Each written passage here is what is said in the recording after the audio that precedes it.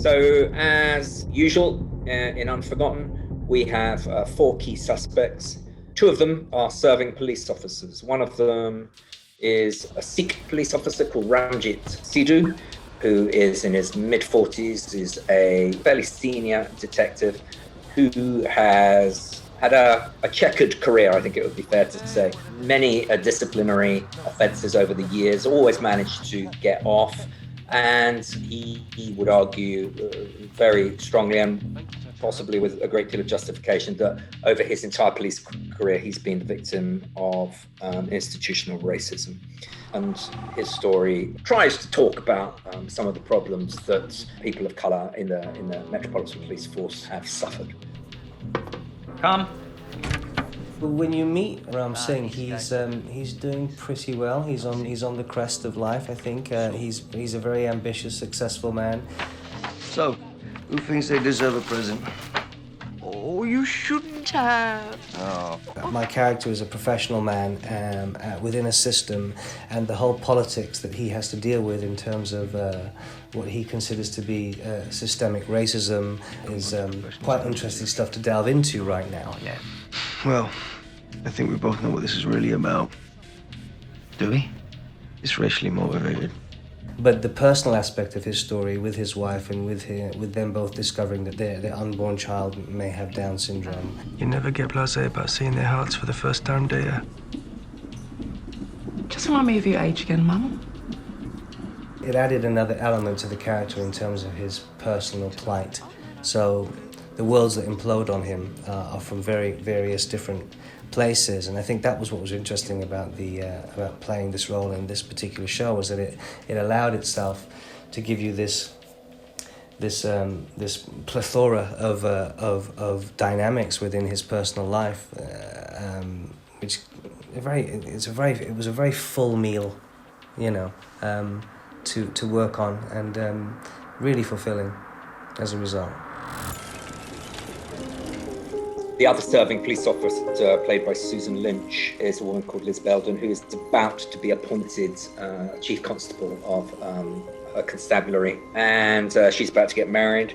She's gay, possibly on the spectrum a little bit, slightly emotionally stunted character. But on the eve of her promotion, this dreadful knock on the door comes. This thing that she has been scared of happening for 30 years. I'm off, love! She's a pretty honest person, Liz. She actually has a very deep morality. Just remember, you were the best candidate by a country mile.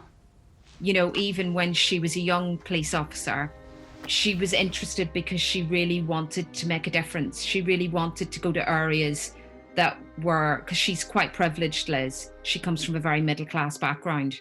So everything about being a policewoman for her was about making a difference. Stop! She spent most of her life fighting really, really hard to be the best police officer that she can be. Am I good to go, Brenda? So for her to have these awful secrets and to have this sort of pressure of guilt absolutely has an effect. I'll get my PA to send a statement over later. Mom. Thank you. Mom?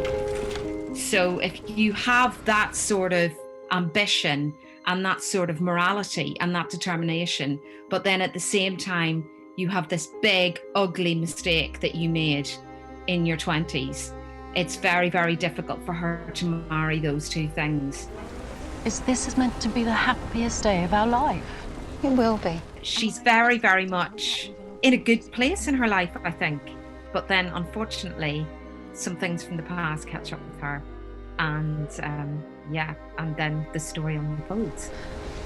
You're a mystery to me sometimes, Elizabeth Baildon. I would have put her out to pasture years ago. Come on, present list.